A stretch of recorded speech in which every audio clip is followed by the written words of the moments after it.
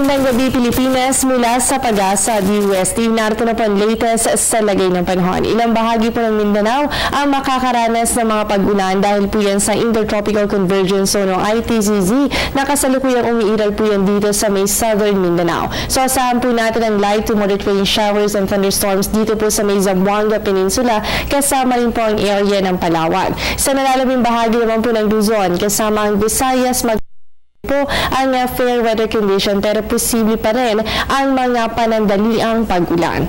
Ngayon naman po silipin natin ang magiging lagay ng panahon sa mga susunod na araw. Base po sa 3-day weather ng Pag-asa, ang Baguio City makakaranas po kayo dyan ng good weather condition bukas hanggang sa araw po ng Webes.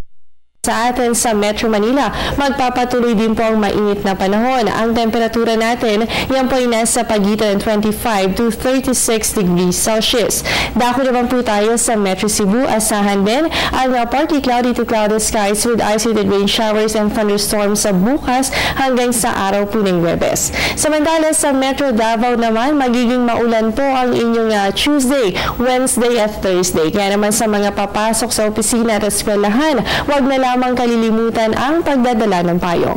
At para naman po sa Zamboanga City, asahan din ang maulan na panahon at meron pong kasama at pagkulog bukas po yan araw ng Martes at sa Miyerkules at Huwebes naman po asahan naman ang unti-unting pagganda sa lagay ng inyong panahon.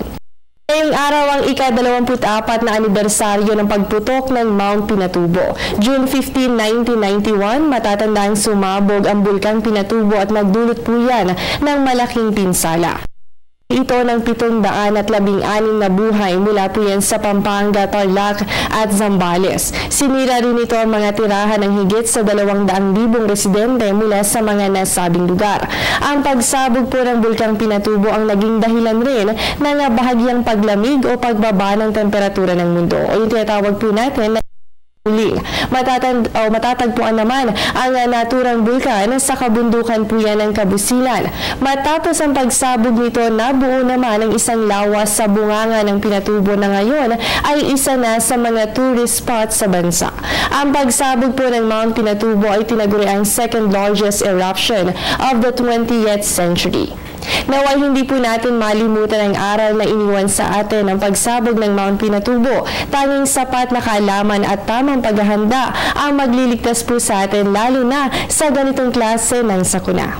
At ito naman po, silipin natin ang astronomical sa Pag-asa. Ang sunrise po natin bukas yan ay 5:27 ng umaga at ang sunset po natin ay 6:26 ng gabi.